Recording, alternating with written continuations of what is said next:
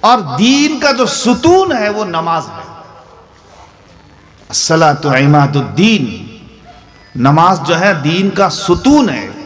فمن اقامها فقد اقام الدین ومن ترکها فقد ہدم الدین. جس نے نماز کو قائم کیا اس نے دین کو قائم کیا، اصل ستون ہے وہ. اور جس نے اس کو ترک کیا، چھوڑ دیا، فقد ہدم الدین، تو اس نے دین کو منہدم کر دیا.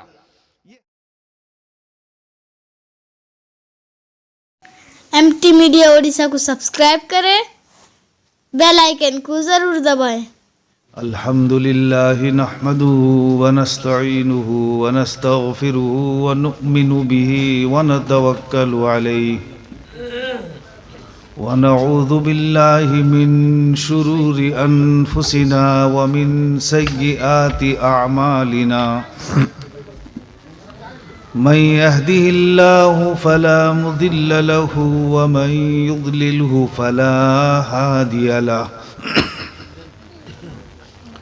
ونشهد أن لا إله إلا الله وحده لا شريك له. ونشهد أن سيدنا ومولانا وشفيعنا وحبيبنا محمدا عبده ورسوله أرسله الله تعالى بالحق بشيرا ونذيرا وداعيا إلى الله بإذنه وسراجا منيرا. صلى الله تعالى عليه وعلى آله وأصحابه وبارك وسلم تسليما كثيرا كثيرا. أما بعد فأعوذ بالله من الشيطان الرجيم.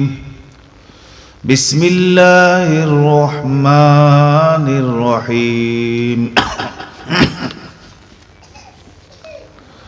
إن الصلاة كانت على المؤمنين كتابا موقوتا. صدق الله العلي العظيم.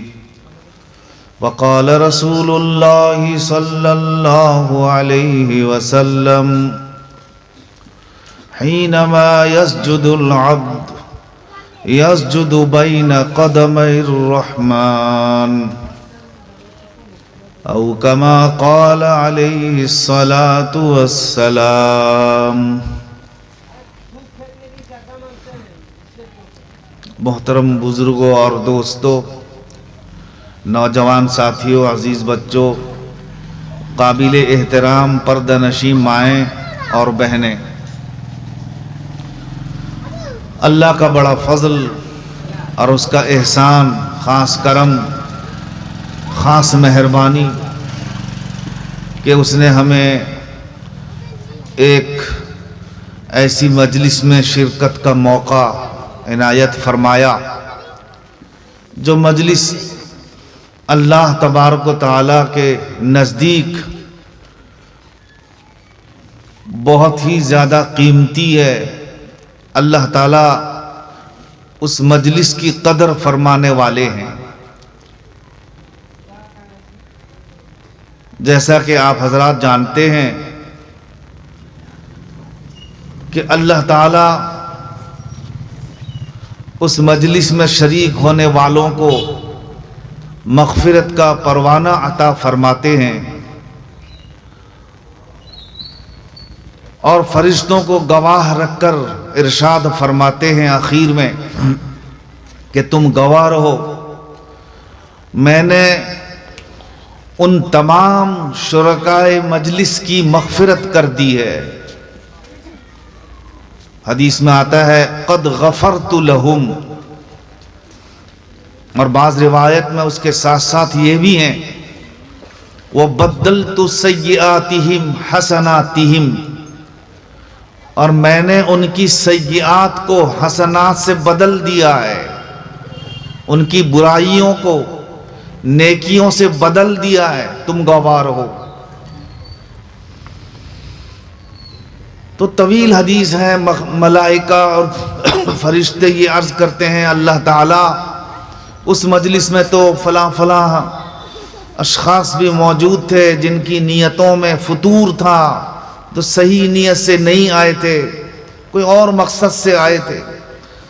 تو اللہ تعالیٰ فرماتے ہیں کہ جس مقصد سے بھی آیا ہو، جب اس مجلس میں آ گیا، شریک ہو گیا، بیٹھ گیا، نشست اس نے اختیار کر لی، تو وہ ایسی مجلس ہے کہ جس کے بیٹھنے والے مجھے اتنا پسند ہیں کہ لا یشقا جلوسہم، مانے جس مقصد سے بھی کوئی آیا ہے اگر وہاں بیٹھ گیا، شریک ہو گیا، تو وہ رائے گاں اس کا بیٹھنا نہیں جائے گا، وہ نیک بخت ہوگا۔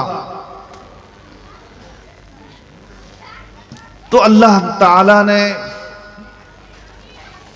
اس ادارے کے طفیل اور صدقے میں ادارہ چلانے والوں کے صدقے اور طفیل میں اسی کے نام پر ہم یہاں حاضر ہوئے ہیں، ادارے کی بات ہے۔ اللہ تبارک و تعالیٰ نے کسی بھی بہانے ہم سب کو جمع کر لیا، اور اللہ تبارک و تعالیٰ تو بہانہ تلاش کرتے ہی رہتے ہیں کہ کس بہانے میں اپنے بھولے بھالے بندوں کی مغفرت کروں۔ وہ ذات ایسی ہے جو بہانہ تلاش کرتی ہے، کوئی بہا نہیں تلاش کرتی ہے، بہا یعنی کوئی قیمت نہیں تلاش کرتی ہے دنیا کی طرح کہ کوئی قیمت یا کوئی عوض ہو تو کرم فرمائی ہوگی، ایسی بات نہیں ہے۔ بلکہ وہ ذات تو ایسی ہے کہ جو بہانہ تلاش کرتی ہے، بہا نہیں تلاش کرتی ہے، قیمت نہیں تلاش کرتی ہے۔ فارسی میں مشہور ہے مقولہ، آپ نے سنا ہوگا کہ رحمت حق بہانہ می جویت، بہا نمی جویت۔ حق تعالیٰ کی رحمت بہانہ تلاش کرتی ہے، بہا نہیں تلاش کرتی ہے، کوئی قیمت نہیں تلاش کرتی ہے۔ تو اللہ تعالیٰ بھی یہ ایک بہانہ بنایا، موقع فراہم کیا کہ کون کون اس موقع کو غنیمت جانتے ہیں اور اس موقع سے فائدہ اٹھاتے ہیں۔ اور اس سے بڑا فائدہ کیا ہوگا کہ اللہ تعالیٰ نے سیئات کو حسنات سے بدلنے کا وعدہ فرمایا، اور اللہ تعالیٰ نے مغفرت کا وعدہ فرمایا۔ اس سے اور زیادہ قیمتی چیز کیا ہو سکتی ہے؟ مغفرت یعنی اللہ تعالیٰ کی طرف سے معافی کا اعلان ہو جائے۔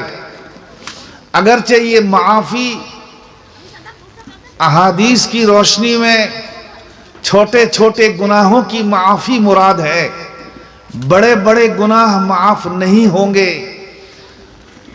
کیوں نہ؟ اس لیے کہ اس کے لیے شریعت کا ایک ضابطہ اور قانون ہے کہ بڑے بڑے گناہوں کو جب تک آدمی معافی نہیں مانگے گا، توبہ نہیں کرے گا، اللہ تعالیٰ معاف نہیں فرمائیں گے۔ لیکن اس کا مطلب یہ نہیں ہے کہ اللہ تعالیٰ بغیر مانگے بھی بڑے بڑے گناہوں کو معاف نہیں کرے گا، کر سکتا ہے، لیکن ایک اصول ہے، ایک ضابطہ ہے، شریعت کا قانون ہے، دوسری احادیث کو رکھ کر کے یہ بنایا گیا ہے کہ بڑے گناہ یعنی گناہ کبیرہ کو معاف اللہ تعالیٰ بغیر توبے کے نہیں فرماتے۔ تو نہیں فرمانے کا مطلب یہ نہیں کہ نہیں فرما سکتے، سکنے کی بات الگ ہے اور کرنے نہ کرنے کی بات الگ ہے۔ جیسے ہم پاخانہ نہیں کھائیں گے، تو نہیں کھائیں گا مطلب یہ نہیں کہ ہم نہیں کھا سکتے، پاخانہ نہیں کھا سکتے، اگر کوئی زبردستی نلکی میں گھسا دیا کھا لیے نا۔ سکنے کی بات الگ ہے، لیکن کھائیں گے نہیں جان بوجھ کر، کیوں نہیں؟ اس لیے کہ وہ ناپاک چیز ہے۔ تو منہ میں تو زبان ہے، آدمی شراب بھی پی سکتا ہے مگر پیے گا نہیں، کیوں نہ؟ اس لیے کہ حرام ہے۔ تو اگر شراب پی ہی نہیں جا سکتی تو اس سے رکنے کا بھی کوئی معنی نہیں۔ رکنے کا کیا معنی ہوگا؟ اس لیے کہ شراب تو پی ہی نہیں جا سکتی ہے، وہ پی سکتا ہی نہیں، تو پھر رکنے کا کوئی مطلب نہیں۔ جیسے گلاس میں پانی اگر نہیں ہے تو کہاں جائے کہ یہ پانی سے یہ پی نہیں سکے گا، سکنے کی بات نہیں۔ گلاس میں تو پانی ہے ہی نہیں تو پیے گا کیا؟ ہاں گلاس کے اندر پانی ہو اور پھر یہ کہاں جائے کہ یہ پانی پیا نہیں، ٹھیک ہے، پانی تھا، پی سکتا تھا مگر پیا نہیں، یہ ہے کمال اور یہ ہے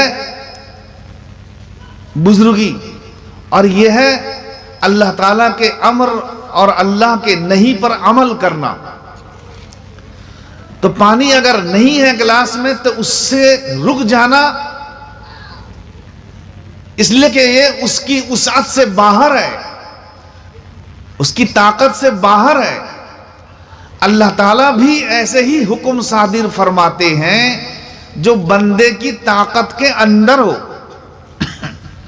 بندے کی طاقت سے اگر باہر ہو اللہ تعالیٰ اسے حکم نہیں فرماتے ہیں یا کوئی نہیں فرماتے ہیں کہ رک جاؤ، اس لیے کہ وہ تو کر بھی نہیں سکے گا اس کو، تو پھر کرنے کا کیا مطلب یا نہ کرنے کا کیا مطلب؟ جو چیز کی جا سکتی ہے اس کو اللہ تعالیٰ نے کرنے کا حکم دیا۔ تو میں عرض کر رہا تھا، مجھے تو طویل گفتگو نہیں کرنی ہے، بہت ہی مختصر میں نے یہ آیت جو پڑھی ہے وہ بھی نماز کے سلسلے میں ہے۔ اور یہ جو ادارے ہیں، یہ ادارہ ہو یا کوئی بھی ادارے ہو، یہاں بچوں کو آدمی داخل فرماتے ہیں، داخل کرتا ہے آدمی، اپنے بچے بچیوں سب کو بھیجتا ہے، کہے کے لیے بھیجتا ہے؟ دین سیکھنے کے لیے۔ ابھی تو حضرت مولانا فرما رہے تھے دین سیکھنے کے لیے، دینداری لانے کے لیے، دیندار بنانے کے لیے، ذہن میں شریعت کا مزاج پیدا کرنے کے لیے لا رہا ہے، تاکہ شروع سے میرا بچہ اور میری بچی دینی مزاج والے ہو جائیں۔ اور دین کا جو ستون ہے وہ نماز ہے۔ الصلاۃ عماد الدین، نماز جو ہے دین کا ستون ہے۔ فمن اقامها فقد اقام الدین ومن ترکها فقد ہدم الدین۔ جس نے نماز کو قائم کیا اس نے دین کو قائم کیا، اصل ستون ہے وہ، اور جس نے اس کو ترک کیا، چھوڑ دیا، فقد ہدم الدین، تو اس نے دین کو منہدم کر دیا۔ یہ ہدم الدین یہ بتا رہا ہے کہ شروع میں جو عماد الدین کہا گیا تھا اس سے کون سا کھمبا مراد ہے؟ اس لیے کہ عماد کے معنی کھمبا، کھنٹی، مگر کھنٹی میں بھی کھنٹی ہوتا ہے، ایک مین کھنٹی ہوتی ہے جس کے گر جانے سے وہ گھر ہی گر جائے گا، مین کھنٹی۔ اور یہ ہدم الدین یہ بتایا کہ نماز مین کھنٹی ہے، لہذا نماز دین اور شریعت کا اہم ستون ہے۔ جب آدمی نماز میں جاتا ہے، بچہ ہو یا بچی کوئی بھی ہو، اللہ تعالیٰ کے حضور ہو جاتا ہے، اللہ کے سامنے ہوتا ہے۔ یہاں تک کہ نمازی جب سجدے میں جاتا ہے، مرد ہو یا عورت کوئی بھی ہو، تو اس کا سجدہ، اس کی پیشانی، اس کا چہرہ، یہ سب اللہ تعالیٰ کے دونوں قدم کے درمیان ہوتے ہیں۔ اللہ کا جیسا بھی قدم ہو، ہمارے قدم کی طرح نہیں ہے اللہ تعالیٰ کا، مگر قدم تو ہے نا، یعنی قدم نہیں ہے۔ اللہ کا ہاتھ بھی ہے نا، سب کچھ ہے، مگر ایسے ہاتھ نہیں ہے ہمارے طرح، انگلی، گوشت، پوشت سب کا، ناخن ہے سب کا، انگلی ہاتھ نہیں ہے، ورنہ ید اللہ فوق ایدیہم کا کیا مطلب ہوگا؟ ید تو ہے بہرحال، قدم بھی ہے، جیسا بھی ہو۔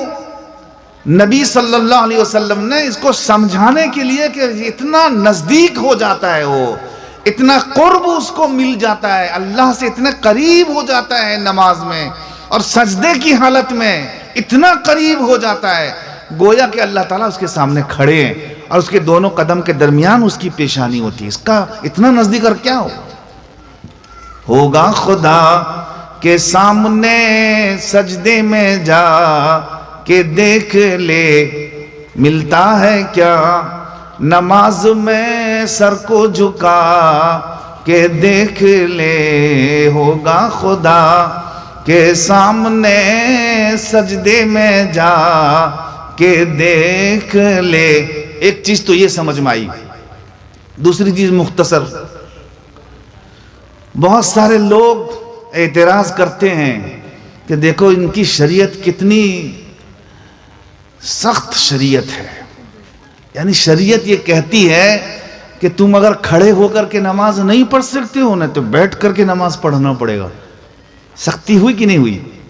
چھوڑنا نہیں ہے، نماز کھڑے ہو کر کے نہیں پڑھنا ہے تو بیٹھ کر کے پڑھنا ہے، اور پھر اگر تو بیٹھ کر کے نماز بھی نہیں پڑھ سکتا ہے نا تو لیٹ کر کے نماز پڑھ، بہت سختی ہے۔ تو بادی النظر میں یعنی ظاہری نظر میں وہ اشکال صحیح ہے اس کا، اور کیا سختی نہیں تو اور کیا، ارے ایسا کرتی کم سے کم شریعت، جب تک تو بیٹھ، جب تک تو کھڑے ہو کر کے نماز نہیں پڑھ سکتا ہے نماز چھوڑتا رہو۔ یہ ہے آسان، یہ ہے آسان۔ جب تک تو کھڑے ہو کر کے نماز نہیں پڑھ سکتا ہے تب تک تو بولیے نا چھوڑتا رہو، جب تو کھڑے ہونے پر قدرت پالے گا تو نماز پڑھ، اتنا دیر تک چھوڑتا رہو، یہ ہے آسان۔ لیکن میں آپ کو ابھی 3 منٹ کے اندر ایسی بات بتا دوں گا، آپ خود ہی کہیں گے نہیں نہیں آسان تو دیکھنے میں یہ لگتا ہے لیکن حقیقت میں یہ ہونا چاہیے، وہی جو میں آپ کو ابھی بتا دوں گا 3 منٹ کے اندر۔ ویسے تو بہت دیر لگنی چاہیے مگر حضرت مولانا تشریف فرمائے، زیادہ دیر تک میں ان کو بیٹھانا بھی نہیں چاہتا، آپ لوگ گر کی بات سن لیجئے بس کام ختم۔ دیکھیے نماز میں آدمی کھڑا ہوتا ہے، جو آدمی کھڑا نہیں ہو سکے بیٹھتا ہے، جو آدمی بیٹھ نہیں سکے گا لیٹتا ہے۔ آگے بڑھوں گا، جو آدمی لیٹ نہیں سکتا وہ کیسے نماز پڑھے گا؟ نہ وہ ہے کہاں دنیا میں، تو مر گیا بھی۔ ایک آدمی جب لیٹ نہیں سکتا ہے تو کیا کر سکتا ہے؟ وہ مر گیا بھی۔ ارے سب سے آخری حالت تو لیٹنے کی ہے نا، تو لیٹے لیٹے جب آدمی نماز نہیں پڑھ سکتا تو کیا پڑھے گا؟ پھر زمین کے اندر تک پڑھے گا، قبر میں۔ تو یہ ہے لاسٹ حالت، اسی لیے شریعت نے کہا کھڑے ہو کر کے نماز نہیں پڑھ سکتے تو بیٹھ کے پڑھ، بیٹھ کے نہیں پڑھ سکتا ہے تو لیٹ کے پڑھ۔ آگے اور بولتی ہے شریعت، کیوں بولی نہیں؟ اس لیے کہ اس کے آگے اور ہے ہی نہیں۔ لیٹ کے نماز نہیں پڑھ سکتا ہے تو مر کے پڑھ، ہے لاسٹ تو لیٹنا ہے یار۔ جب تک آدمی کا ہوش ہے اس وقت تک نماز ہے، بے ہوش ہے تو اس کے لیے 6 وقت سے یا 5-6 وقت کی اگر بے ہوشی آ گئی تو نماز معاف، اور اگر 1-2 وقت کی بے ہوشی آ گئی پھر ہوش آ گیا تو 1-2 وقت جو نماز اس کے اوپر قضا کرنی پڑے گی۔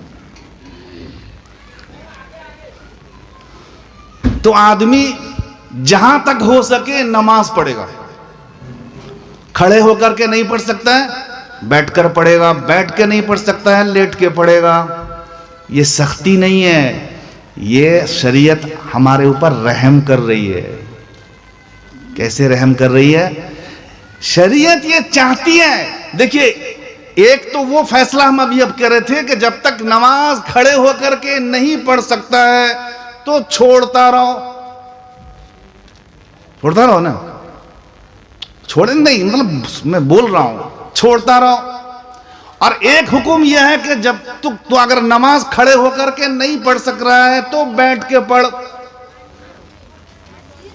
کھڑے ہو کر کے نماز پڑھنے میں اور بیٹھ کر کے نماز پڑھنے میں کوئی فرق ہے؟ خالی کھڑے ہونے کا اور بیٹھنے کا فرق ہے، آج تو کوئی فرق نہیں۔ یہاں تک کہ امام صاحب اگر بیٹھ کر کے نماز پڑھا رہے ہیں عذر کی وجہ سے، فرض نماز بھی، ظاہر بات ہے فرض نماز پڑھیں گے اور کیا، تو اگر فرض نماز بھی امام صاحب بیٹھ کے نماز پڑھا رہے ہیں عذر میں، کھڑے ہو نہیں ہو سکتے ہیں، تو ان کے پیچھے کھڑے ہو کر کے نماز آدمی پڑھے گا کہ نہیں پڑھے گا؟ مسئلہ بھی وہی یہاں پڑھ سکتے ہیں، حالانکہ امام صاحب بیٹھ کے نماز پڑھا رہے ہیں۔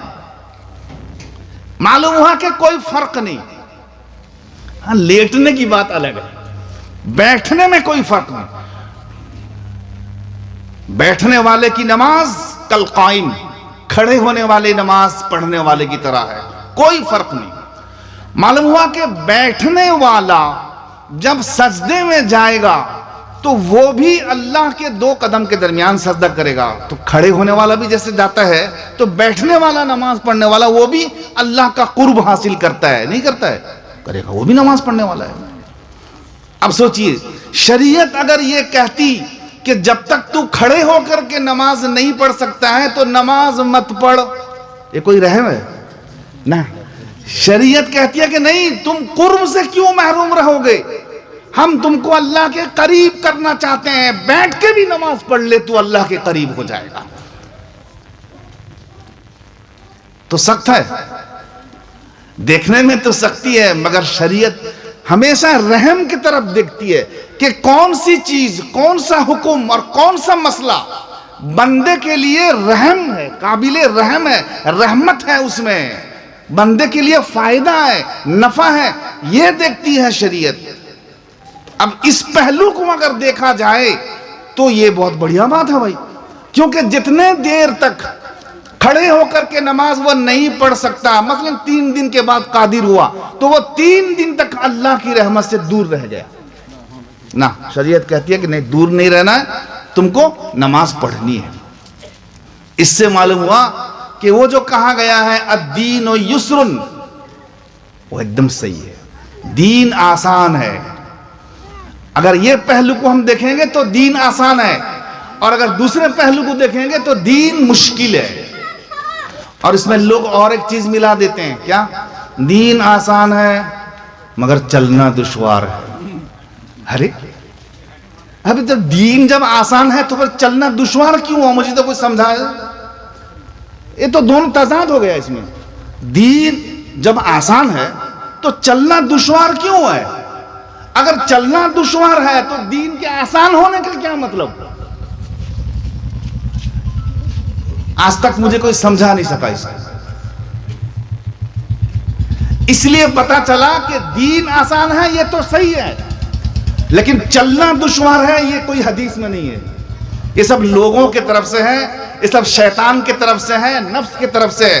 بہت سارے لوگ بولتے ہیں نا بہت دین تو بھاری، چلنا آسان ہے، دین تو آسان تو ہے مگر چلنا بابو بہت مشکل ہے۔ ارے چلنا بابو بہت مشکل ہے، یہ کہاں سے آیا؟ کہیں سے نہیں آیا، یہ سب ہمارا پھیرا ہے۔ حدیث میں آیا دین آسان ہے، الدین یسر، اللہ نے فرمایا ما جعل اللہ فی الدین من حرج، اللہ نے دین میں کوئی تنگی نہیں رکھی ہے۔ اللہ نے فرمایا لا یکلف اللہ نفسا الا وسعها، سب کا ماحصل یہی ہے کہ دین آسان ہے، چلنا بھی آسان ہے، چلنا دشوار نہیں ہے۔ اللہ تعالی ہمیں اور آپ کو جتنی باتیں ہم نے اس کے پہلے سنی ہے اور جتنی مجھ ناچیز سے سنی ہے اور جتنے حضرت مولانا سے سنیں گے اور بڑوں سے اکابر سے سنیں گے، سب پر اللہ تعالی عمل پیرا ہونے کی توفیق عطا فرمائے۔ وآخر دعوانا ان الحمدللہ رب العالمین۔ اگر ویڈیو اچھی لگی تو لائک کریں اور تمام دوستوں کو شیئر کریں۔